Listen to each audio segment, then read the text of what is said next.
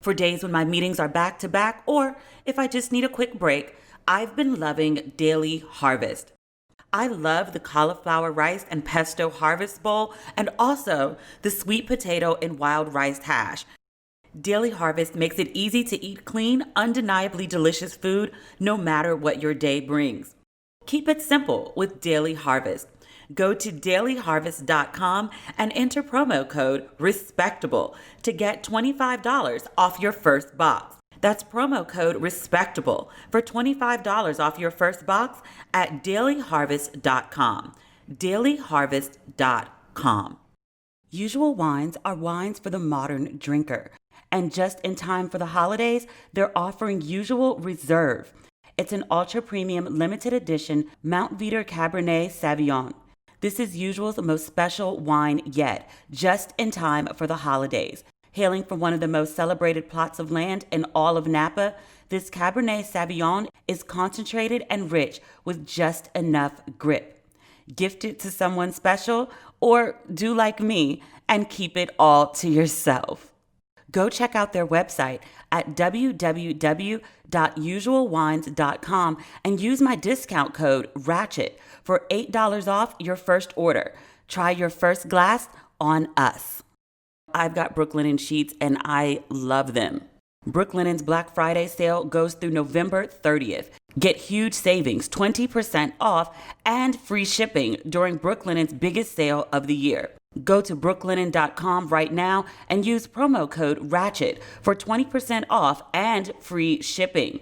BROOKLINEN.com and enter promo code RATCHET for 20% off your order plus free shipping. That's brooklinen.com and use promo code RATCHET at checkout. And if you're hearing this after November 30th, don't worry. You can still get 10% off your first order plus free shipping at brooklinen.com.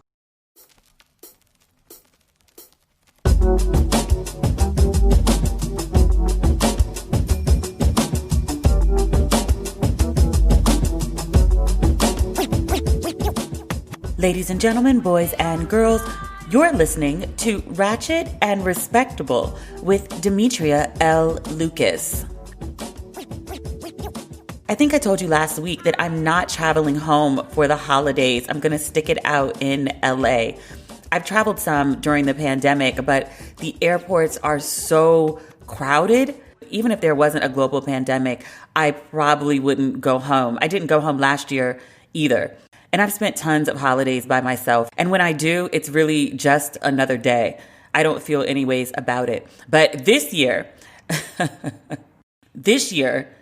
I found this lobster truck not so far from my house. It's called Lobster Damas. They have the most beautiful, succulent looking, amazing lobster. I got 2 orders. I couldn't choose. There was this salt and pepper fried lobster with garlic noodles. And then there was another lobster that was just garlic and butter drizzle. And I wasn't going to choose, so I just got both. So that's going to be my Thanksgiving dinner. The other part of my Thanksgiving is putting together all the shipments for Ratchet and Respectable. I'm going to put the merchandise on sale next week. Just like last week when I asked that you follow my social media at Demetria L. Lucas, I'm going to announce the date sooner than later. I'll give you 24-hour notice. It's going to be at 1 p.m. on one of those days. This is my first foray into merchandising. Shout out to everyone who sells products online. If your site is beautiful and user-friendly, I know now the vast amount of work you've done on the back end to get it that way. I'm going to stay this merchandising life. I think I might have to stick with being a writer, y'all. I have help. And we are getting this done right and proper, but y'all, and I'm happy to do it. No complaints. I chose this, but it's a lot. It's a lot that goes into it. So if you buy merchandise from a website, especially a small business, and it's effective and user-friendly and fast and done with a smile, understand those people are burning the midnight oil and doing the Lord's work for that to happen for you. There is so much that goes into this process. So I have a great episode for you this week. My friend Jawn Murray is back. He's one of my favorite people on the planet, and my mother's too. My mother loves him, and he loves my mother. He calls her the queen. John's been on before, but if you didn't hear that episode, which you should go back and listen to because it's always a good time with us. But Jawn and I knew of each other. We did an Essence Festival press junket one year and ended up sitting next to each other on the bus. And it was love after first conversation. He is a wonderful, fun, vastly knowledgeable man. Jawn just has this encyclopedic knowledge of entertainment and pop culture that goes back for decades. If you ever tell him anything, if he ever reads anything, he never forgets it. He's also interviewed like everyone. I did celebrity entertainment very, very early in my career, and then I switched over to dating and relationships. But Jawn has been in the celebrity world for maybe 20 years. He knows everyone. He's interviewed everyone. And for today, I get to interview him. There's so much going on in the culture right now with talent, artists who are battling with networks or streaming services or co-stars or the public. It seems to be a trend. I wanted to talk with Jawn because he and I are both on the talent side of entertainment, and we've both seen a lot of contracts, signed a lot of contracts, some of them better than others. Some of them for shows that went well, some of them for shows that never saw the light of day. So we kind of have like a vested interest in making sure artists are well compensated. And we have some insight on how to handle conflicts that can sometimes come up between artists and networks or colleagues and things like that. And so I've told you about Jawn and his social side, but let me give you his official bio. Jawn Murray is a Washington, D.C.-based American TV commentator, pop culture expert, media personality, and social media influencer. He's best known for hosting TV shows for the Travel Channel, Epix, and NFL Network, as well as appearing on cable news channels like CNN, HLN, and MSNBC. When I was in DC and I was doing HLN and MSNBC commentating, whenever I would show up to the green room, Jawn Murray would be sitting in there waiting to go on. We've had the pleasure of being on the same show, but not being commentators in the same block, which I think would be amazing TV. That's just me. So without further ado, please welcome Jawn Murray to Ratchet and Respectable. Hello. What up, my friend? How are you? Listen, even in unprecedented, perilous times, there's so much to be grateful for. Look, folks have their health, folks are alive, folks have their families, even if they might be distant this year, some people. As a man that loves to sleep, this season of life, I've never just woken up in the morning and just been so grateful to wake up in all the days of my life. Yes. What are you doing for Thanksgiving? I will be in the house with my mom, and we're doing a family Zoom, which will be fun. She's very excited about that because that's giving her a reason to kind of put on some fancier clothes and some makeup for a change. Though sometimes when I'll take her out on Sunday errands and she gets a little jazzy, you know. It's going to be a rainy day in the Washington, D.C. area, and so I'll be chilling after the family Zoom. I love it. I also have a family Zoom, which I'm really excited about because my parents are in D.C. and then I've got my dad's side in Mississippi, and then there's a bunch of us out here in California too. I have a Thanksgiving menu. I found this amazing downtown food truck, salt and pepper lobster and garlic lobster with garlic noodles. It sounds delicious, but you couldn't find a turkey anywhere in L.A.? I don't eat turkey. Oh, God. I haven't had meat in over 20 years. I forgot. And you still haven't had a cocktail, have you? Oh, I have cocktails. I just don't have meat. Oh, okay. So you backslid into the libations. I backslid into the libations like over a year ago. I should have known that would have came calling again. But friend, I want to talk to you about all the entertainment things that are going on right now with like Dave Chappelle and Janet Hubert and Monique and even Shonda Rhimes. There's so much going on with people battling with networks or streaming services. And some of those people we support wholeheartedly and some of those people not so much. And I'm trying to figure out, like, what is the difference there? Dave Chappelle came out yesterday and he said that he actually said on Saturday Night Live when he hosted a couple weeks ago that Chappelle's show was running on Netflix and he wasn't seeing a dime from that, which people were very surprised by. And then yesterday he said that he went to Netflix and he was like, I'm not very happy with this arrangement. And Netflix has a huge deal with him, I think 60 million or so. And Netflix was like, you know what, Dave, we want you to be happy. We want to do good business with you. So they pulled Chappelle's show from the streaming platform, which is kind of unheard of. Very unheard of. Listen, I did an interview back in September with a TMZ podcast called Piece of the Pie, where I talked about my concern in seeing that I didn't believe that Hollywood saw the value in black men. And the whole piece was centered in this idea that in the hosting space, which is what I'm in, there are only like a safe 6 of black men that have every single job. And I'm not going to spend too much time there, but I'm using that to set up the fact that Netflix as a streaming platform clearly sees the value in Dave Chappelle. Dave Chappelle has one of the most groundbreaking deals as a talent at Netflix. It's a huge double digits in the millions. And so he's done these 3 specials for them. The specials broke records for Netflix. Clearly, they're engaging him in future business. And them licensing the Chappelle Show and getting the algorithms of the streaming from that clearly doesn't match up to what they get by these specials and this original content that he's creating for them. So the fact that they took that off, it speaks volume of the value that they see in Dave Chappelle. And I really hope that more black men, more people of color in general, will be able to be in positions where we can say what we want, have the value that people will make decisions, even when uncomfortable, to benefit us, and can move the needle forward to also help other people in the way that he's educating people about these bad deals that you can get early in your career.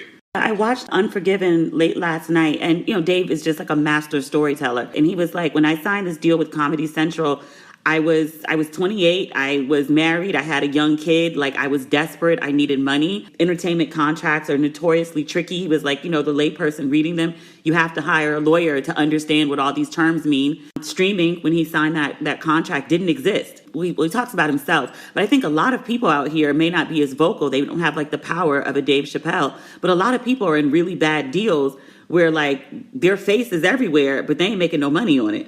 Exactly. And he focused on a word, and it's a word that had always been my favorite word, even before I got into the music industry. So growing up in church, I would sometimes go to these live gospel concerts, and someone would come out and do audience prep before the concert would start.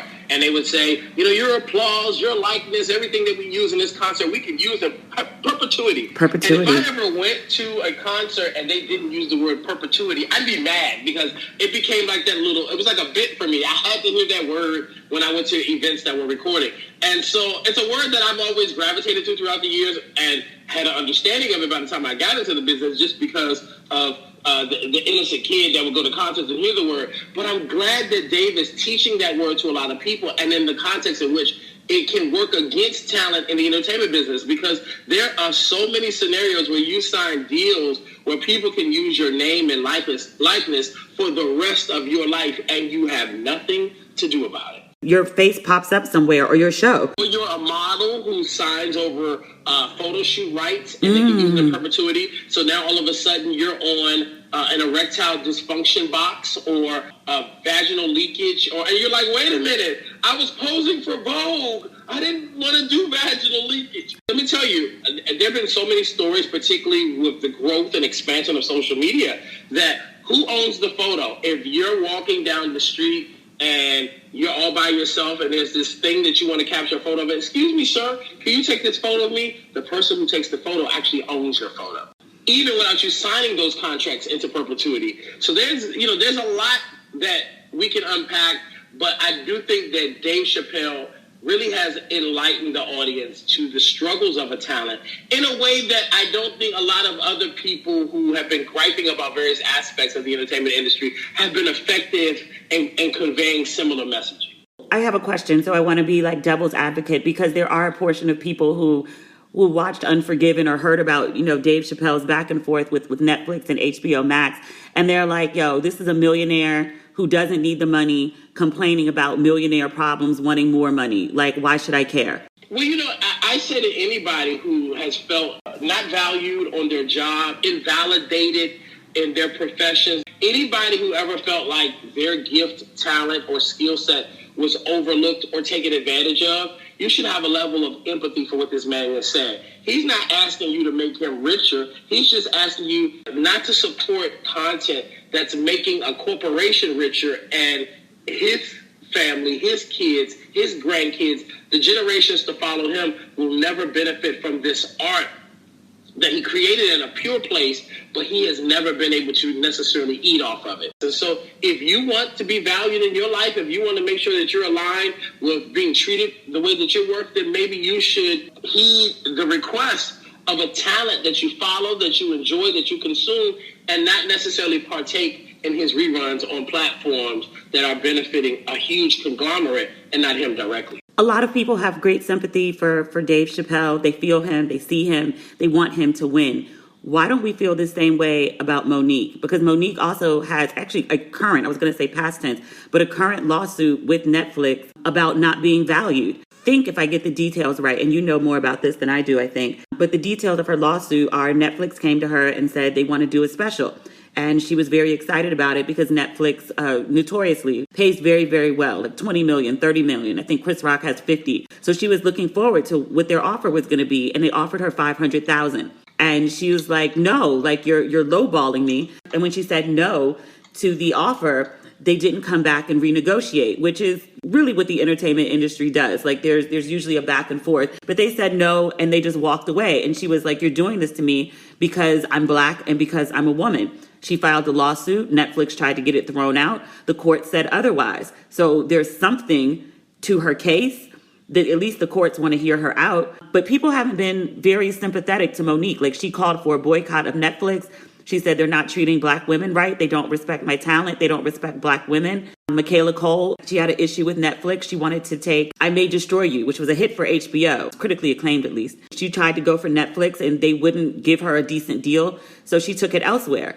Is this an issue that Black women are having at Netflix, or is this industry standard? Let me start here. So, and this is probably what will happen when Monique gets her day in court with Netflix. The highest paid creator, that's a woman behind TV programming, producer, development writer. The highest paid person in Hollywood right now that's on the creative side, it's not Ryan Murphy, it's not David E. Kelley, it's not any of the legendary TV executives and producers that we all have known and loved and seen their content. The highest paid person on the creative side in Hollywood right now is a Black woman named Shonda Rhimes. And where's her home? Netflix. A Black woman is the highest paid creative in all of Hollywood, and it's because of Netflix. And so when you look at that and that scenario alone, it completely eradicates everything that Monique is saying. Now, Netflix, as it pertains to their comedy offers, it really comes down to algorithms. Streaming platforms benefit by people getting subscriptions and then watching the content. New subscriptions is what pushes them to continue to do deal and expand the options that they offer to the consumers. So when Monique was in talks with Netflix to go do a comedy special, they came to scout her special because they come and see what is it that you're going to be offering in this special. Let's get us the idea of what you have for us. They went to scout her special at her own admission at a comedy club. And I've actually spoken to some of the people at Netflix that said the comedy club was not sold out. When they went to scout Dave Chappelle, whose first deal was a reported $60 million, and when they went to scout Chris Rock, whose first deal was a reported $40 million, they went to scout them at arenas. So who's going to bring the unique viewers and enhance our algorithm? Who's going to get us more subscribers at Netflix? The person who has people in arenas or the person who can't sell out a comedy club? So a lot of Monique's argument about Netflix, and it's a conflated argument that she and that husband of hers have been perpetuating, is that I should get deal offers based on all the awards that I won for one movie. But that was an award for acting. And if she had not ruined her acting career, maybe the offers that she would get as an actress would be in line with all the statues that she has on a mantle at her house. But as a comic, we haven't heard Monique tell a joke in about a decade because all we see from her is ramblings and anger and lashing out and the tearing down of successful Black people. Oprah Winfrey, Tyler Perry, Lee Daniels, Will Packer, Kim Whitley, Cheryl Underwood, Lottie Dottie, everybody. If your residency that she lied and said she was the first Black woman to have a Las Vegas residency when Marsha Warfield had been on the Vegas Strip for 2 years. That quietly went away because she couldn't sell tickets there. It was such a dismal failure that the whole club and the SLS Hotel has closed down. So I say all of that to say that if Monique could put the energy into complaining and griping and filing frivolous lawsuits into the art, because she is a talented actress. I can't vouch for the comedy right now because I haven't heard her tell a joke since Jesus was in the manger. But if she could focus on her art and her talent and maybe make some changes in her personal life, maybe she could get a career back on track. Does that help you, Demetria? Does that help you at all? I mean, it gives context. It does. You said an interesting phrase, and you said the problems that Monique has been having in her career.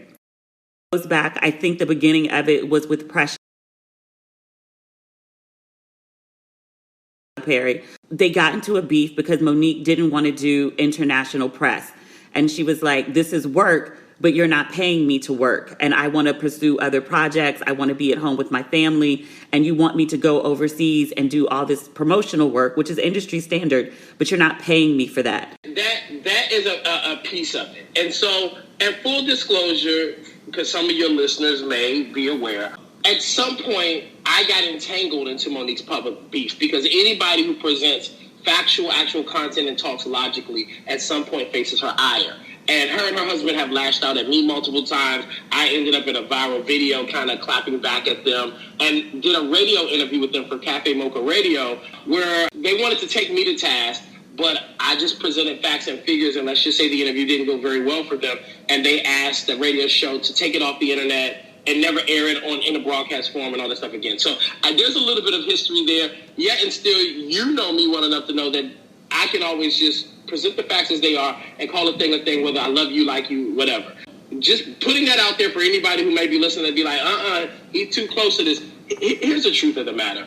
The way Hollywood works is that when you do a film, you take a couple of months and you go promote it. You do TV interviews, radio interviews. Now you do .com interviews, podcasts, streaming shows, newspapers, whatever it takes to make sure that people pre-pandemic could come sit their butts in the seats to see your film. You would do that, and that's an extension of your responsibilities. You're not paid to do that. Tom Cruise doesn't get paid. Salma Hayek doesn't get paid. I even did an interview with Will Smith about this very thing, and he says, no, your last day on a film project isn't when they say cut. That's a wrap. Your last day is after you do your last interview to ensure that this movie opens well and is a success. Because if the movie opens well, then it shows that you as an actor can put people in seats, and that adds to your value, which increases your ability to get other work because people realize that you're a bankable talent. And the more you can become a bankable talent, the more it increases your overall quote. So if I was getting $250,000 for this film, and now all of a sudden I was in a blockbuster, my agents can go back and get $750,000 for my next film. That's just basic Hollywood working principle. Monique did Precious, which is an independent film, and trust me, lots of big talented stars have won major awards doing these art house indie films where they made very little money, but the acclaim that came from the project thrust them into a place where they were able to capitalize off of it. Monique wanted Precious after it had been acquired by a studio and after Tyler Perry and Oprah Winfrey came on as executive producers, just to kind of undergird the film with additional money to get it through its award show campaign to thrust these people into stardom and to make sure that people saw this riveting story of sexual abuse of a mother and a child and a disenfranchised woman. Monique wanted Lionsgate, and not just for international appearances, but even the U.S. ones. She was asking them for $100,000 an appearance every time she showed up to do interviews and panels and things at film festivals. It was an egregious ask, some liking it to Hollywood extortion, and so the studio just stopped using her on the press run. So my friend Sherry Shepard, who was also in the film, actually stepped into the role because her profile had been heightened on The View, and they said, we just need another big name to show up since the star of the movie isn't here. Things got so bad, Demetria, that I remember the day of the premiere in Los Angeles. I happened to be out there for it. They had an event at the Pacific Design Center that day.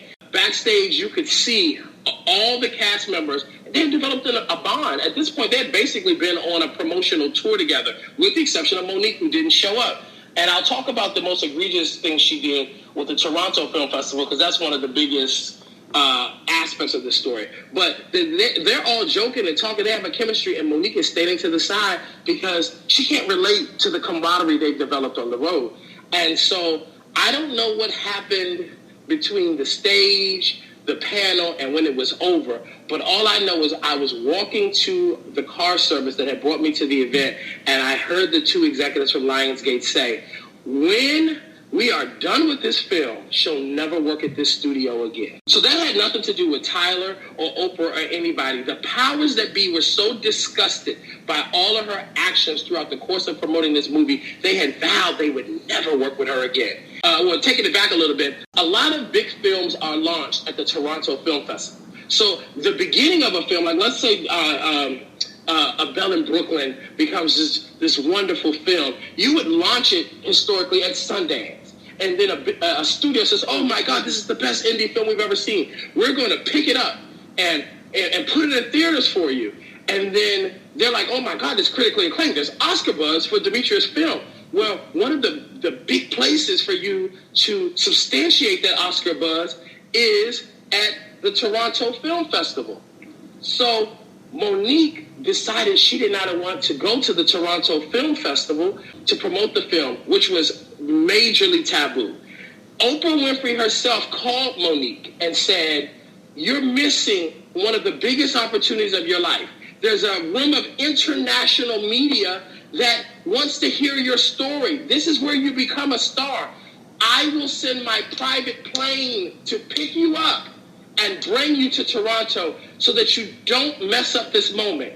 And Monique told Oprah Winfrey, baby, my husband told them people what it would take for me to get there, and they're not willing to do it. So I'm sitting in the bed, eating bonbons, watching Curious George with my twins, so I'm not going to be able to come.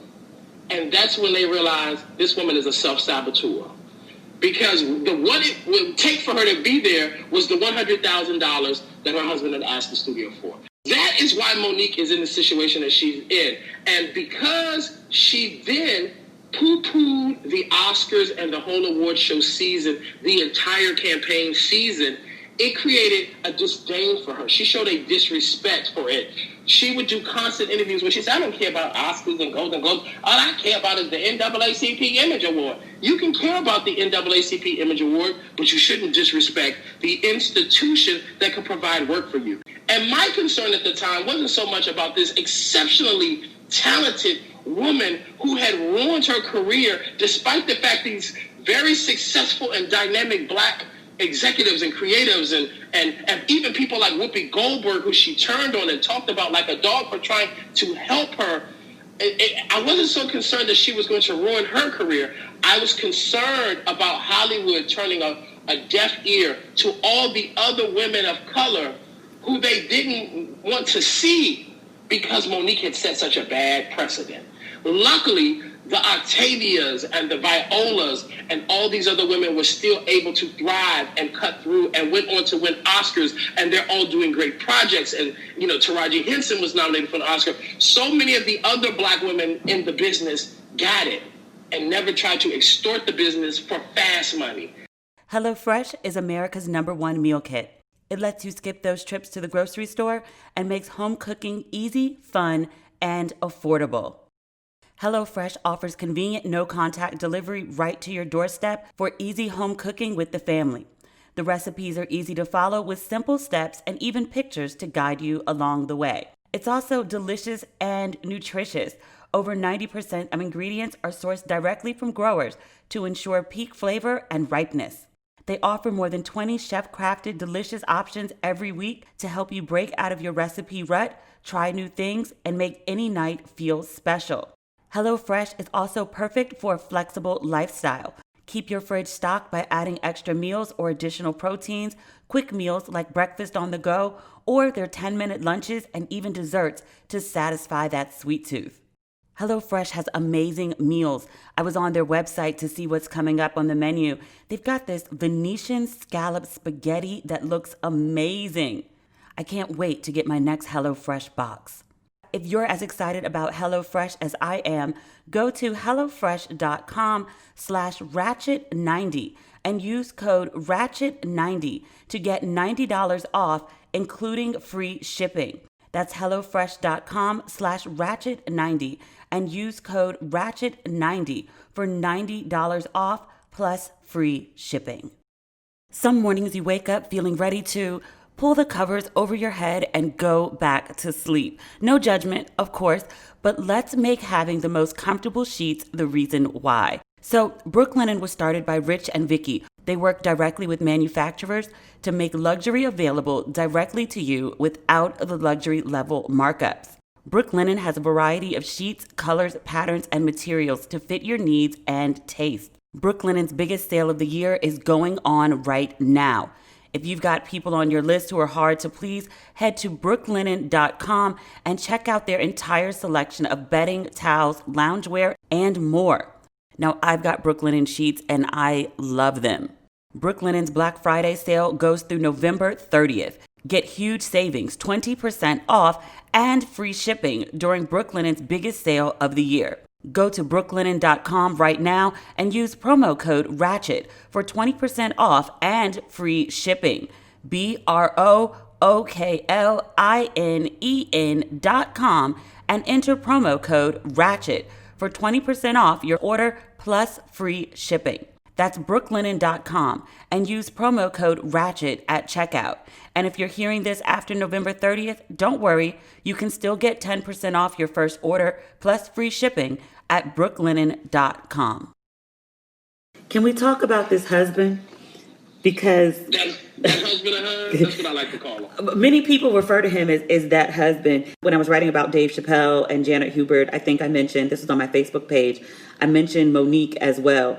And several of my writer friends who write for the big publications all had behind the scenes stories of not so much Monique, it was the husband. Packer sent me a letter that was an exchange. And you know what? I'm going to tell you a story that the world doesn't know. It's pretty riveting. We might make some news today. The antics on the set of Almost Christmas, after that movie was over, the studio, Universal Pictures, that was behind that film, started pre-production on a little movie called Girls Trip. And guess who the president of the studio originally wanted for the Tiffany Haddish role? Really? Monique. I didn't know that. It's not public knowledge. It is now. Because she had acted so ugly on the set of Almost Christmas, because there was all the drama and the conflict, and at Will Packer's own admission, he had heard all the horror stories. Everybody warned him, don't work with her. But he said, it can't be that bad. I can work with the toughest of the divas. Oh, come on, I can handle her. She's got to be misunderstood. We're going to relaunch her because the gift is so great. Yet and still, he, like everybody else, got a wake-up call that said, this is worse than you could ever imagine. So yes, that husband of hers is part of the problem. He's helped shape the narrative and set the foundation, or in her own words, he's raising me. That's why I call him daddy. That's a whole separate. Yes, that's a whole nother show. But I will say this. We're talking about a grown-ass woman. I don't like to talk about grown people in the context of they're being influenced by another person, and do you think if they got rid of this other person? At some point, you agree to go along with this line of thinking, these line of actions, and your life and your career has suffered from it. So when do you say, clearly we're doing something wrong? Because we're sitting at home like dogs howling at the moon, but the truth of the matter is the industry's moved on, and there have been a dozen plus black women who have stepped into those positions, even Tiffany Haddish, and thrived. By the way, Tiffany Haddish is somebody else who also did a very great deal at Netflix, and they paid her a great amount of money. And then Wanda Sykes, who also came out and initially supported Monique, supported her in the context of, if you're not happy with the offer that Netflix gave you, then do what I did and go somewhere else. Wanda Sykes at one point went to Netflix for an offer. They gave her a lower than expected offer. She went and did a special over at Epix. Then Wanda went on tour, where she went on tour and started doing the large size theaters that she plays. Netflix came and saw her new show and said, oh, she's playing to a larger audience. Wanda has a whole lot going on. This actually could be a benefit to our algorithms.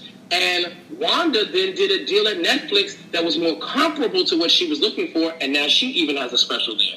So again, if you could put the time and the energy into upping the audience and upping the art, you can get a great deal no matter your race at a Netflix. And unfortunately for Monique, she spends so much time and energy complaining about things that happened in 2010 that she doesn't realize that none of that really has a factor in this 2020 lifestyle. I want to address that, and I want to sort of curve into a conversation about Janet Hubert and Will Smith on this, or reuniting or making amends on this reunion special. I'm trying to figure out how to phrase this exactly, so let me just share some thoughts. I think sometimes bad things happen, your fault or otherwise, and people get stuck in a narrative and don't move on. Even with your history with Monique and some of the criticisms that you've made, multiple times you made clear to state that she's an amazing talent, that she's a great actress. Like, she's really good. Janet Hubert, I think, is the same thing. The only role I really know her from is Fresh Prince of Bel-Air, those first 3 seasons. But the talent is undeniable. These bad things happen professionally, and whether you want to say it's their fault or someone else's fault, I think there's probably some blame to go around in all cases. These things are usually not one person was wrong and one person was right. There's usually some gray in there. But I feel like sometimes people get stuck in these narratives. I think in the case of Monique and Janet, they're more defined by their vitriol than they are for their work, because they've kept the narratives going for so long. And there's a genuine hurt there. There's genuine pain. So I don't want to dismiss their anger or their experiences. I'm definitely not saying get over it. How do you get through that and redefine yourself into someone else, and not just be defined by your bad experiences? This is a great question that you presented, and it also will be a great setup as we transition into Janet Hubert. So let me give you some examples of people who have faced very similar situations and how they've handled things. And the first one that comes to mind is the comedian actress Kim Coles. Kim Coles was on the very first season of In Living Color, and Keenan Ivory Wayans fired her.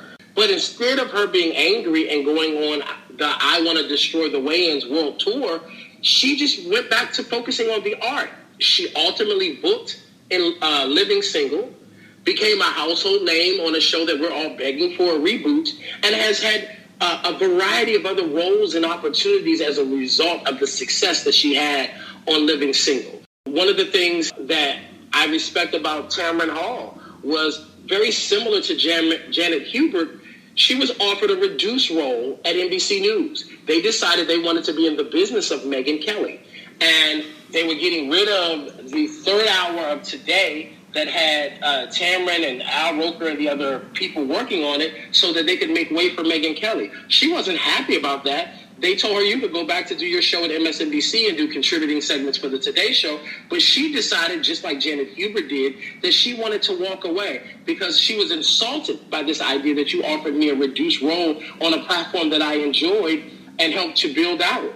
And so she walked away. Now, she's been open about the fact that she wasn't happy, and she was open about the fact that she walked away after being offered a reduced role and feeling as though she was fired, though she technically wasn't. But if she would have just went on the I Want to Destroy NBC tour and not focused on her talent, she wouldn't have been in a position to be the new talk show host on a talk show that bears her name. There's so many examples of people who had transitions and even personal things in their life, like Jawn Murray Payton, the mother over at Family Matters, who was going through a major divorce during the last few seasons of the show. She actually, because her personal life was so challenged, wanted to quit the show 2 seasons before the show ended. And then things got so challenging for her, she left midway through the final season. But she never disrupted the cast. She never brought her personal life to work. She actually stayed on the show 2 years later than she wanted to, even though her personal life was miserable. And most of them didn't even know what she was going through because she was a professional. There are so many examples of people who have gone through obstacles and challenges, been fired, reduced, whatever the case, and they have continued to thrive and believed enough in the foundation of the art that they had established that they went on to have greater success. I think that is the perfect setup to where we're going in this Janet Hubert conversation.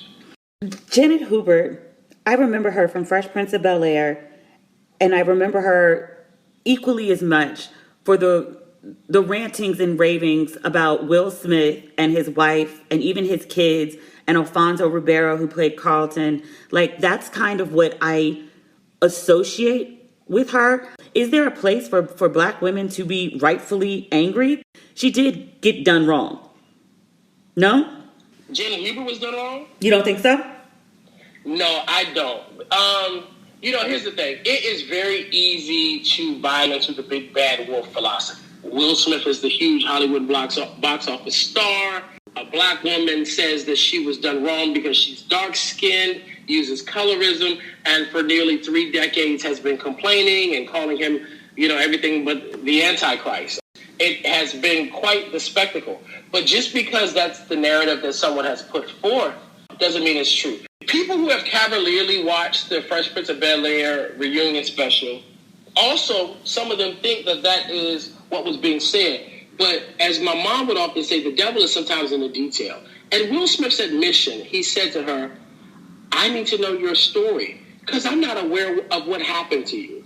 Meaning that I've been oblivious to all the things that you've been saying and all that you have thrust upon me as the villain in this story that you have constantly presented.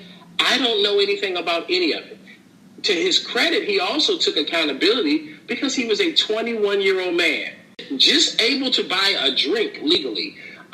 He was immature. He had some childhood trauma issues from his father, and he was coming into this show broke, which means that once he decided to do it, everything was on the line. This was going to be my saving grace. He also had a failed album, so the acting was going to help become a transition out of music. And he created this new family environment on this set, and this woman who was a Juilliard-trained actress, who was a thespian, she was like an Alvin Ailey dancer, and she could sing. It is clear from her own words that she thought this man was beneath her. And the fact that he had created this concert-like environment, this high-energy environment on the set, and all of these things became problematic for her. And at her own admission, at one point, she stopped speaking to the entire cast. Every single person on the show you stopped speaking to. Tatiana Ali was 13 years old when you stopped speaking to her. What did the 13-year-old do to you? Joseph Marcel, who played Jeffrey, the butler on the show, had just revealed in an interview back in August that at one point, he called Janet Hubert's actions on the set extreme greed. And he said he went to her and told her, what you're doing is going to cause you your job here. Stop doing what you're doing before you ruin your career. She didn't listen to him. She says, well, I was going through an abusive marriage and my home life was terrible and I just needed silence on the set. But you turned on all of your cast members. You disrupted the family flow. So I acknowledge that Will Smith takes accountability for the fact that you became a problem, you became a threat because you disrupted the synergy and the camaraderie that we had on the set. And I did complain to the executives about the fact that this was the case with you. Will Smith didn't get her fired, and the network did not fire her. Because she seemed so miserable at work, they offered her a reduced role, and she said, I'm insulted. I'm not taking this. She was already insulted having to work with this snotty-nosed guy who was a rapper and had never acted in his life, but now she's insulted by the fact that her projection of that energy is why they wanted her in a reduced capacity. Now, James Avery, on the other hand, and again, the devils are in the detail, has a lot of the similar background as Janet Hubert. He was a thespian. He played his jazz. He was a serious actor. But he saw value in Will Smith. He saw a young man working so hard and hustling so hard to learn this craft that he learned the entire script. And James Avery honed Will's skill. And then when he saw Will get to a place where he really embraced the craft and delivered that emotional scene about his father that we all still cry when we watch, he then affirmed him by saying, now that's being an actor. James Avery also knew that if I invest in this young man, he's destined for greatness. But if I invest in him, this show can thrive and it will thrust all of us to a place where we can be comfortable after it's said and done. So it's the tale of two worlds, the tale of two approaches, and it's not by happenstance that all of those cast members have maintained a rapport, they've spent time with Will on holidays, and he has boxing parties, and they all have gotten along and they get together and communicate on a regular basis. But Janet has been the sole person who has not been a part of any of that. I know people don't like this idea of having to face the reality that sometimes a black woman could actually have been her own worst enemy. But if you've watched Janet Hubert online, and not just the things she said and done to Will Smith, and listen, this is a woman I've interviewed in my career. This is a woman, I have her book that she wrote about him. I've read the book. She has said vicious, vile, and vulgar things about him. It's easy to fall into the narrative that the big box office star did something to this woman because he went on to greatness and she just complained for 30 years. But I also implore people to not completely buy into that narrative that she was blacklisted. She never worked it. This woman has at least 30-some credits on her IMDb, which is one of the platforms we go to see where people work in Hollywood after the Fresh Prince of Bel-Air. I saw her because at one point I was into the soap opera, One Life to Live, you know? And she was on that show for a bunch of episodes. So this woman worked after the Fresh Prince, but I can understand why a lot of people probably were gun shy on hiring her, because if you followed her on social media, you saw these rants and rages that she had, why would you want her on your set or in your professional environment? Usual wines are wines for the modern drinker. Each bottle is 6.3 ounces, a heavy pour, or about a glass and a half of wine. So no more pouring wine down the sink when you don't want to finish the bottle. Because of the single-serve format and bottle design, Usual is always fresh, so no more flat bubbly or stale rosé. Usual has a red blend, a rosé, and a sparkling white wine called Brut. And just in time for the holidays, they're offering Usual Reserve. It's an ultra-premium limited edition Mount Veeder Cabernet Sauvignon. This is Usual's most special wine yet, just in time for the holidays. Hailing from one of the most celebrated plots of land in all of Napa, this Cabernet Sauvignon is concentrated and rich with just enough grip. Gift it to someone special, or do like me and keep it all to yourself. Go check out their website at www.usualwines.com and use my discount code RATCHET for $8 off your first order. Try your first glass on us. Can a plant scramble like an egg? I never thought I'd ask myself that question, but here we are, and yes, it can. This episode is sponsored by Just Egg, a better egg for you and the planet. I just tried Just Egg for myself, and it kind of blew my mind. It scrambled, cooked, and tasted just like conventional eggs. Who knew? So why try a plant-based egg? Just Egg is protein-packed and has no cholesterol. Compare that to just 2 conventional eggs, which alone surpass your daily recommended amount. It's also delicious in an omelet, breakfast sandwich, French toast, pad thai, whatever you like to do with eggs. Just Egg makes it easy to take the first step toward a healthier lifestyle and plant-based diet without sacrificing taste. Now you know I've been trying to eat healthier, and Just Egg is such an easy, nutritious solution when making small swaps. I'm not alone. Just Egg is now the #1 fastest growing egg brand in the U.S. You can get Just Egg now on Amazon Prime Now, Instacart, Whole Foods, and your local grocery store or co-op in the egg aisle or frozen section. Just Egg, a better egg for you and the planet. Thank you for sponsoring this podcast. Lately, I've had some busy days. I mean, the kind where I look up from my computer, realize it's the end of the day, and I've totally skipped lunch. For days when my meetings are back to back, or if I just need a quick break, I've been loving Daily Harvest. Daily Harvest delivers delicious food built on organic fruits and vegetables right to your door. It takes just a minute to prepare, and I never have to question if the food I'm eating is good for me. They never use preservatives, added sugar, or artificial ingredients. With Daily Harvest, there's an option for any time of day. Smoothies for breakfast, crisp flatbreads for lunch or dinner, and comfort food for when the weather starts to cool down, like their perfectly roasted harvest bowls and hearty soups.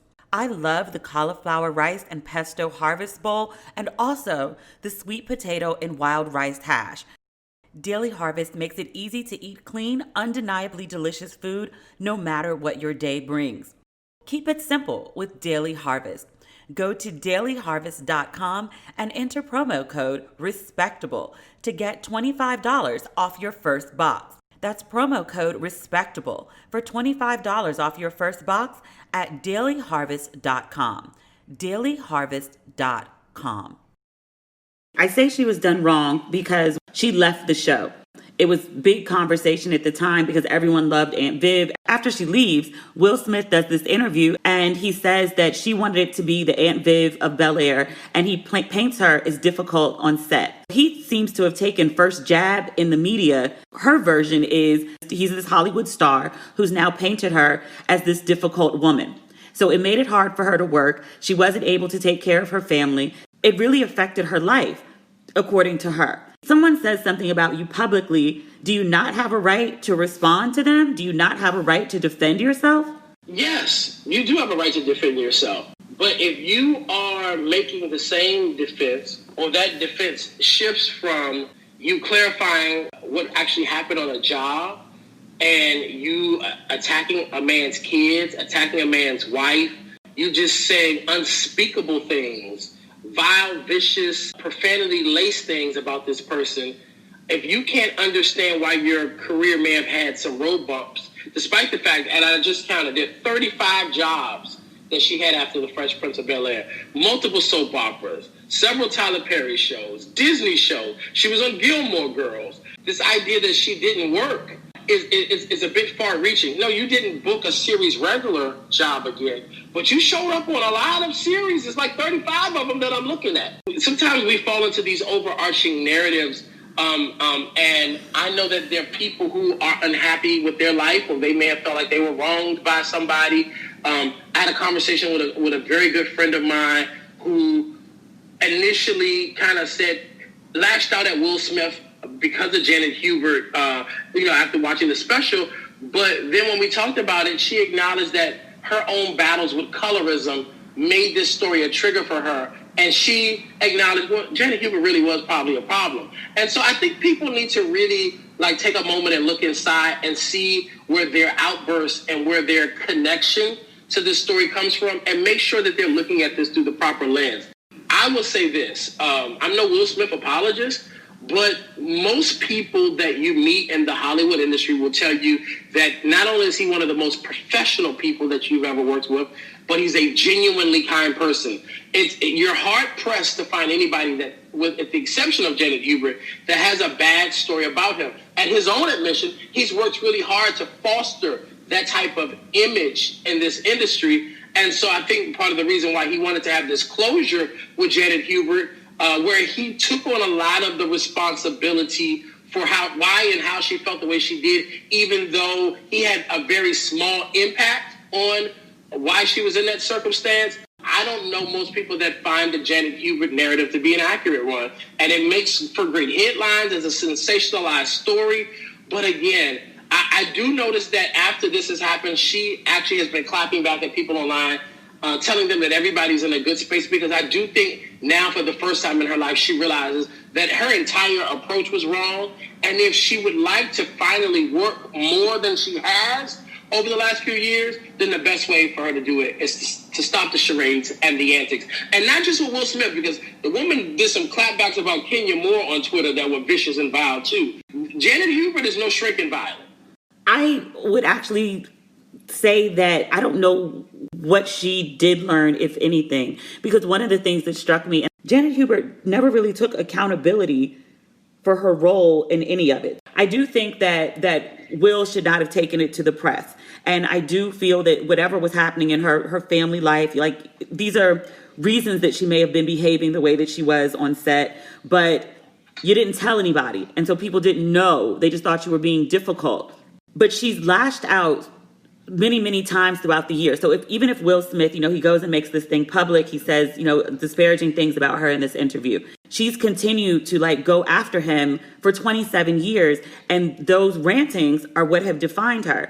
And dare I say that that's probably played a bigger role in the perception of her as difficult than anything Will Smith said all those years ago. But she seemed not to take any accountability for that. She just wanted Will to apologize for his piece in it.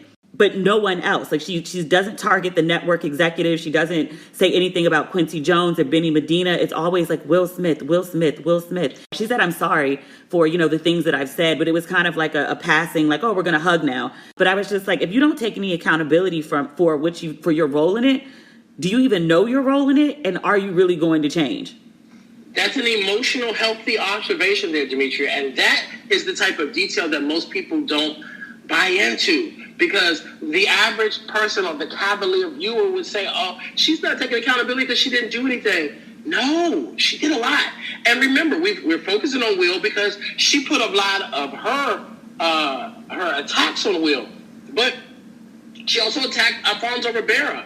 Several years ago at a festival, they asked him about her. He said, I usually never address this woman, but I'll be honest with you guys. And he said she became a terror on our set and wrapped it up as to say, it speaks for itself and I don't want to speak about her again. Then she came and said just awful things about him. And I don't even want to repeat some of the stuff she says because it's really vile and vicious. Like it's for a woman who comes of her pedigree and her background and who has sold this story that I'm this disenfranchised essence type woman. Like, she talking like a woman that reads Hustler magazine. You know what I'm saying? Again, when everybody has the same story, is everybody lying? When your actions have spoken louder than the narrative that you have shared on social media for 30 years, is everybody lying?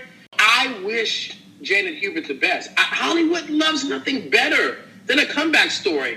Robert Downey Jr., Mickey Rourke, so many people have hit rock bottom and was thrown aside, cast away for whatever the reason. And when they have these comeback stories, Hollywood goes, yes, I want Janet Hubert to have a comeback story, but I don't ever want her to be in a position again where she can't take accountability for her actions and she projects her anger on someone that she did not get along with for various reasons, and then they went on to have superstardom. Because that's the real reason that she has a problem with Will Smith. Will Smith has the career that she always dreamed of embodying. Do black women in Hollywood get comebacks? I mean, after Kim Coles was fired from that show, she had a big comeback. When you look over at The View, Barbara Walters and them called Star Jones difficult. They said she was a terror. She was this, she was that. And Star went on to do other great things in television. And let's also be clear here. Katherine Heigl is a white woman, a blonde-haired, blue-eyed white woman. And she was difficult on the set of Grey's Anatomy. And because of a black woman, she got fired. And because of a black woman, I think she asked off the show. But then it was made known that she was difficult on the show, and it impacted her ability to work. We're in a business now where there is a surplus of talent.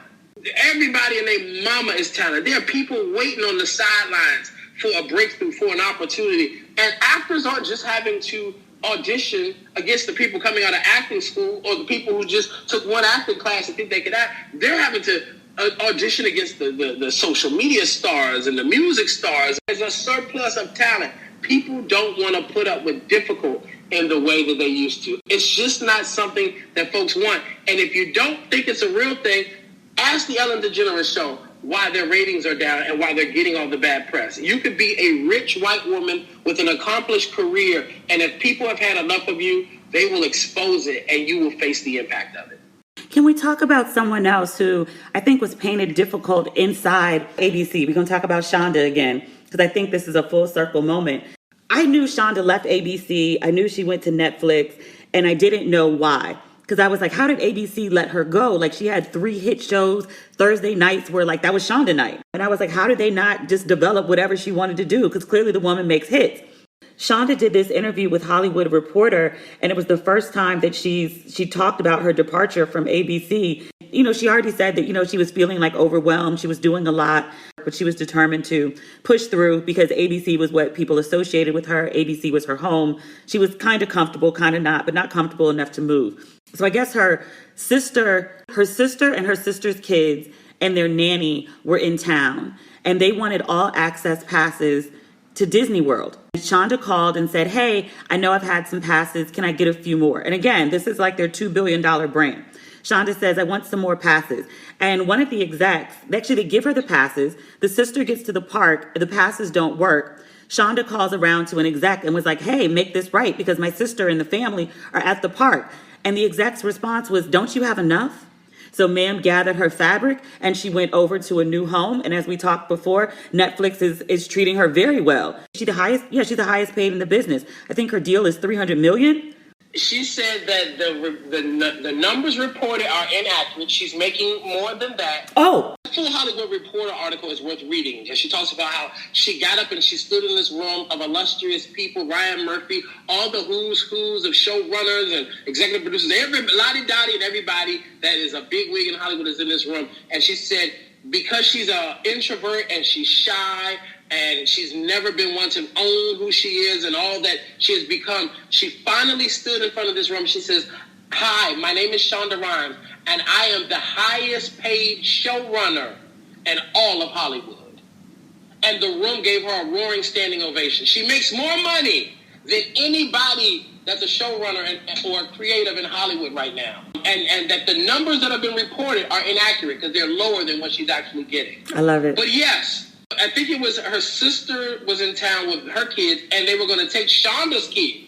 Because Shonda's got like two or three adopted children. It was like a big family gathering with the nanny and the kids and the sister. And $154 Disney pass. Yeah. Here's another piece of news that most people don't know.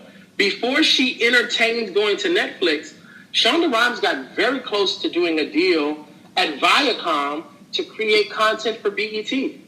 She was going to leave ABC to go into the Viacom system. So the deal that Tyler Perry has now, which I hear is that he describes as $1 billion content deal, is the deal that would have been Shonda Rhimes if she would have chosen to go there. So that also puts us in the mindset of what some of the numbers could be for her Netflix deal. But she said she was really on the crossroads of what to do, where to go. She didn't like the grind of having to work at ABC anymore. It wasn't so much the personalities, but the approach to how she had to roll out the content and the structure of network TV was becoming challenging for her. She wanted to work at a different pace. Hadn't made a definitive decision until this high-ranking executive that she called to ask if he could fix this Disneyland problem in the way that you described, gave her pushback over a $154 ticket. And I love it that she used her power and said, you've disrespected me because I have made this network so much money that the great-great-great-great-great-great-grandkids of anybody connected to a Disney era is going to live off of my shows and my content. You know, Grey's Anatomy has just stepped into the milestone of being the longest-running medical drama on TV, and it's close to being like one of the longest-running overall shows on TV. And so she's created this juggernaut and so many successful spinoffs, and you can't even honor me by making sure my Disney Fast Pass works fine? Yeah, I'm out of here. Peace out. Yeah. I love her for that. I love her for that. It's true power. And here's the thing. Hollywood is not a perfect industry. And for every Dave Chappelle and for every Shonda Rhimes that are making strides and that are in positions of power, there's still so much work to be done. And there are some real people in this business that face hardships and that have been discriminated against and that have been overlooked and are still trying to overcome. There aren't equal opportunities for talent of color in the way that we see our white counterparts get in this business. And so the victories of a Shonda and the victories of a Dave Chappelle don't negate that there's still so much to be done. My only true concern is when you have people who try to hijack legitimate movements, like for women with Time's Up or Me Too or these movements to get women of color and women in general equal pay in Hollywood. When you have people like Monique who try to leech onto legitimate movements and trying to use those movements to substantiate or validate their bad behavior that put them in that predicament, we have to be intentional about saying, no, you can't do that. You're not allowed to conflate these things and make them one. Because the truth of the matter is, there's going to be a black actress that has a real issue. She's not done anything wrong other than being black, and somebody's going to do something to discriminate against her. And we have to give our energies to those people. We can't give our energies to the people who had the mantle set before them and they came and kicked over the podium. And that's something that I really want people to stop buying into headlines and to clickbait and to these people's rants. I know we all are moved by a rant. There's, ooh, child, did you see such and such go off? We've got to stop being so enticed by that we validate these people's stories and we allow them to co-opt legitimate causes, because what it does is it makes it harder for people who are really fighting the good fight and trying to help people who have really been disenfranchised truly overcome. I think that's a great note to end this lovely conversation on, my friend. Listen, the doors of the church are open. Will there be one? Because every time we do one of these, I feel like I've preached a sermon. I'm about to go pour me a glass of something, because, you know, a good Baptist preacher always has a glass of something. Sir. Okay, I'm going too far. 'Tis the season. I mean, you told the truth, but still. And I said this when I was here before with you. I want to say it again. I'm so proud of you. And you're both a dynamic talent who's cultivated such an audience of vivacious, strong women who follow your platforms. They're buying the hell out of those books of yours. I mean, you've become like a book manufacturing company over there. You know, a great talent who still hasn't even kicked through the glass ceilings of all the things that you want to do. But even as a creative, you have these films and these projects and stuff coming. I mean, you're on track to be an heir apparent to a Shonda Rhimes. And so I just want to honor you and celebrate you for all your hard work, for all the sacrifices, and for you being able to really have this unique gift of taking your real life experiences, both the good ones and the bad ones, put them into your art and into your storytelling to inspire, to motivate, to cultivate conversation, and to make people think. It is a true gift, and I just can't wait to see you continue to soar using your gift. Thank you, friend. And listen, there's going to be some women who ain't going to be happy with me today. They loved on me the last time. Demetria, bring them back every week, Demetria. We want more of him. Listen, as Demetria so clearly articulated earlier, is that I'm one of those people that the facts defy relation. If my mama could put out a CD, and I would tell you I want you to buy the CD because my mama put it out, but I'm also tell you that my mama can't sing. Like, the truth is just the truth. And so while I've had an experience with a Monique, the facts of her story don't change because I ended up becoming a target in one of her attacks. While I have had interviews and Janet Hubert was very nice to me, the facts of that story and how we constructively analyzed it don't change because of the fact that I actually like her, despite all the things I've seen her do. And if we could get to a place where we realize that a lot of folks have opinions that don't align with us, and those of us who have been graced with a front row seat in this bubble of an entertainment industry, sometimes we know a lot more than the average person. It's okay to hear us, even if you still don't agree with anything that we said today, and know that it's not a personal attack on Monique or Janet Hubert or anything. We're professionals providing opinion, commentary, analysis on things we happen to just know a lot about. So I hope you enjoyed the show, even if some of you got frustrated.